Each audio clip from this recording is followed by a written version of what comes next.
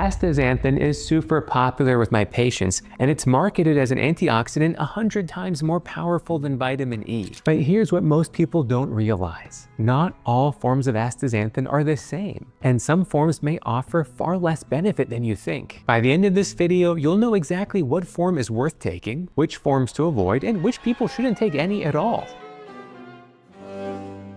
We'll first talk about what astaxanthin is, which form is best to take, the risks of astaxanthin and who shouldn't take it, and then I'll end with the latest research findings on astaxanthin.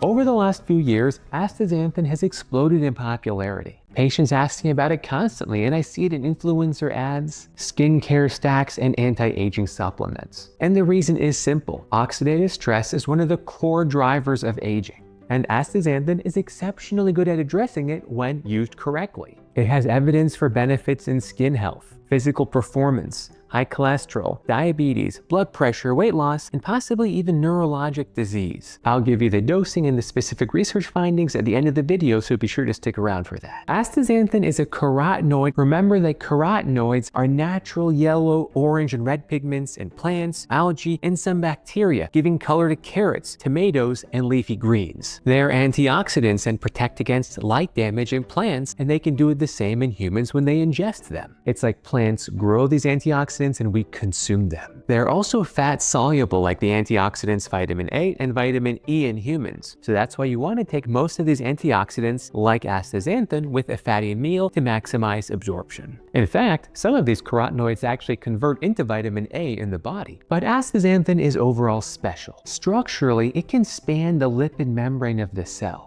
which allows it to neutralize free radicals on the outside and the inside of the cell. And that's why you see the claim that it's so much more potent than vitamin E. That claim comes largely from in vitro antioxidant studies, meaning they studied it in cell cultures, not actually in the human body directly. But even though it looks great on paper, does it actually translate in humans? Well, it depends on the form.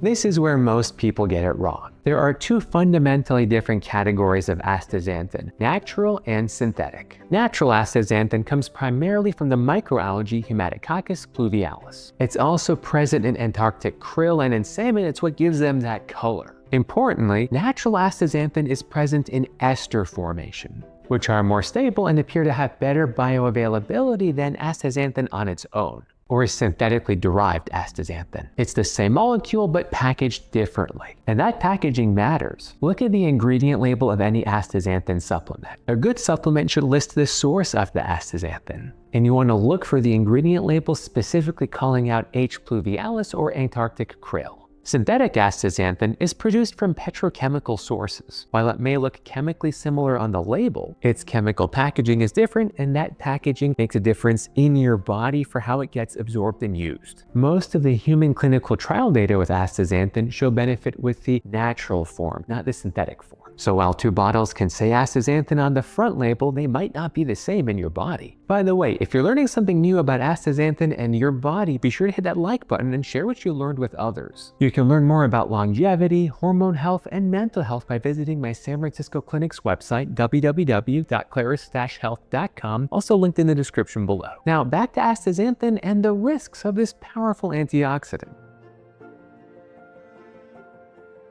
For all of its benefits, astaxanthin is actually viewed as quite safe in the United States, but that's not the same in Europe, and I'll explain why in just a minute. The main side effects of astaxanthin to watch out for include gastrointestinal side effects. Some folks can have increased bowel movements or red stool color, occasional stomach pain. Usually this is mild and reversible once you stop taking the supplement. Next is the risk of bleeding, especially in patients already taking blood thinners or anticoagulants. We typically do not recommend astaxanthin in anyone at risk for bleeding. There's also such a thing as too much of a good thing, and some of the blood pressure lowering properties of astaxanthin might cause blood pressure to further lower in people who have low blood pressure at baseline, so they need to be cautious. This is especially noted in Asian populations, and you want to be extra careful if you're taking blood pressure medications at baseline. Similarly, astaxanthin can improve blood sugar levels, so people at risk for having low blood glucose need to be careful that it doesn't drop too low with astaxanthin. And in general, I don't recommend these supplements to patients who are pregnant, lactating, or breastfeeding, or to children or adolescents. There simply isn't enough data to support safety in these vulnerable populations. And lastly, product quality matters. There can be variability in potency, oxidation status, and labeling across multiple product supplements. So I always like to recommend third-party tested supplements to all of my patients for their safety and benefit. Now it's curious to me, but in Europe, the maximum recommended dose is only 8 milligrams a day, and that's lower than what's studied in most papers. That was set by the European Food Safety Commission, and it underscores the importance of discussing any supplements with your doctor, though I typically recommend higher doses than that for my patients based off the research studies we're going to discuss now.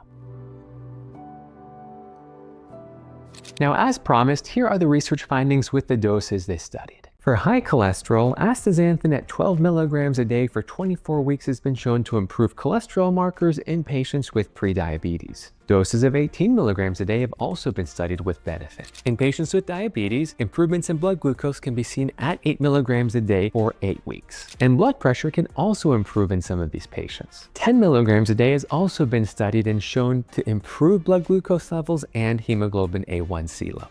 For weight loss, astaxanthin at 20 milligrams a day with high-intensity training for 12 weeks improved lipid profiles and body composition. For skin health, typically 4 to 12 milligrams of astaxanthin a day are used, sometimes in topical form. Remember, your skin gets a lot of oxidative damage, and antioxidants like astaxanthin can be so beneficial there. In neurologic disease, there are intriguing possibilities, but we still need high-quality trials to prove that benefit. Same with eye health. And lastly, for physical performance, we believe that astaxanthin plays a role in mitochondrial biogenesis in supporting energy production in your muscles. Astaxanthin at 12 and up to 24 milligrams a day have shown improvement in cycling endurance and the 6-minute walk test in the elderly, along with decreased lactate levels. I've included links to all this literature in the description below. So, should you start an astaxanthin supplement? It depends on your health conditions. In folks with metabolic conditions subjected to high oxidative loads, it may be a great idea, and it's actually frequently used in Japan for this reason. Fortunately, the side effect profile of astaxanthin is quite favorable, and I recommend it in many of my patients. And I always recommend the natural form of astaxanthin in supplements by third-party tested companies. But as always, speak with your doctor before starting or stopping any supplements or medications. So if you learned something new, be sure to hit that like button and subscribe to keep up with all of my medical content. Let me know in the comments what else you want to learn about. And be sure to visit my clinic's website in San Francisco at www.claris-health.com. Now, if you want to learn more about longevity, be sure to watch this video here on progesterone and how it can be life-saving in so many patients. Remember, you have more power over your health than you've probably ever been told.